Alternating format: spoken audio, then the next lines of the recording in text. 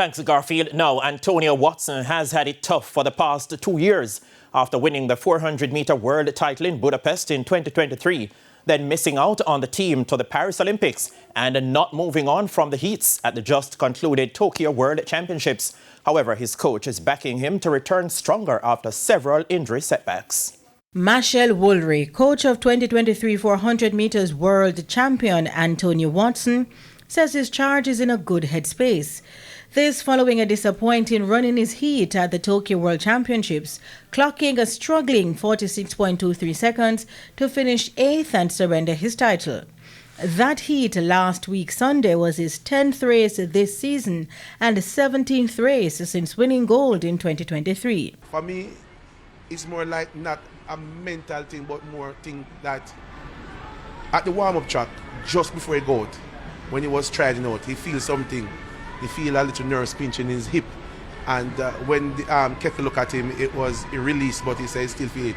So when he go in the race and he drive out, he said feel it stick him, and he said never want to stop. He just want to start anything and stop, because he start and stop already, and he just want to finish the race no matter if he come last.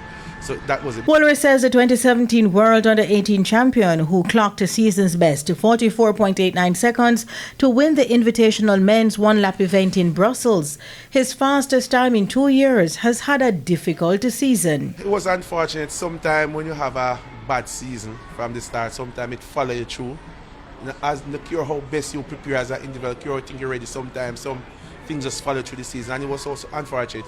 His season was just in a rocky road all the year. He picked up an injury twice in the middle of the season and hamper his progress. However, Woolery is confident Watson will overcome his challenges and touch similar heights in the sport once again. I'm sure Antonio will bounce back bigger and better.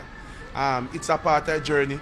When you reach the mountain top, it takes a great deal of effort to stay there, and when you come back down is how well you focus on the small things to get back there is important.